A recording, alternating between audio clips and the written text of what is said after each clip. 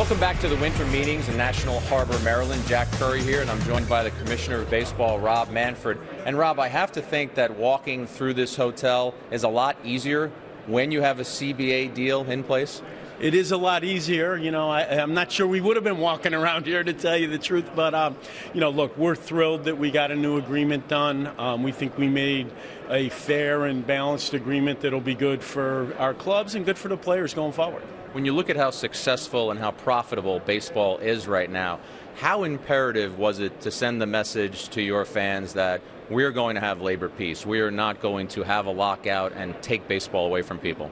Well, we've talked about this a lot in recent days with Commissioner Selig's election to the Hall of Fame and talk about the growth of the game. I really do believe that labor peace has been the bedrock of our economic success since the mid-'90s, and I think it's really important to say to our fans that we've gotten to the point with the Players Association that we can work out our differences, keep the game on the field, and keep the game growing. There are so many ways we can dissect this deal. I'll ask you a couple of quick questions. Okay. One of the things that the owners talked about was the ability to have an international draft. That didn't happen, but there is an international capped spending limit.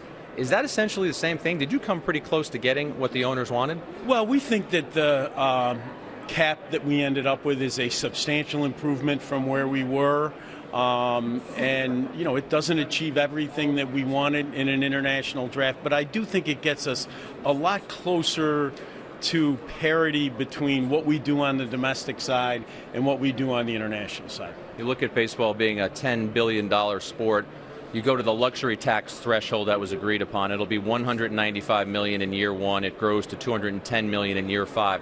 Why were those the appropriate numbers? Well, I think that what people fail to appreciate about the tax thresholds is there's really two different dynamics. On the one hand, you want them low enough to prevent clubs from running away. On the other hand, if they're too high, then you have a bunch of clubs in the middle of the industry that say, if it was $300 million, well, if they're going to be at $300 million, why am I going to spend 20 more? Because I'm not going to be close to competing. So, for both parties, both us and the union, you have to calibrate those thresholds. You want to prevent the runaway, yet you want them low enough that clubs that are 40 or 50 million below say, hey, I'm going to spend that extra bit to try to be competitive, and I can be competitive by spending that extra money. And right, every team is going to focus on this deal and how it impacts them. That's natural. Right. When you look at big market teams, mid-market teams, small market teams, why is this deal equitable across the board? Well, I think there's something in it for everybody. I think the revenue sharing reforms for some of our larger payors were important, more reflective of their current economics as opposed to the last agreement for the smaller markets. I think we have an excellent competitive balanced tax structure. I think the changes in the international market will help them be more competitive in that market as well. How easy or difficult a decision was it to take away the home field advantage in the World Series connected to the All-Star Game? You're smiling. I know it was a controversial decision. Your predecessor, Bud Selig, wanted that badly, but it didn't work out the way Major League Baseball wanted it to. Well, let me say this. I actually think the home field advantage rule, at the time it went in, worked for us. I think it helped us at that particular point in time. What happened over the years is, people began to criticize it more. You then had a World Series where you had a 103-win team without home field advantage. That brought additional heat on it.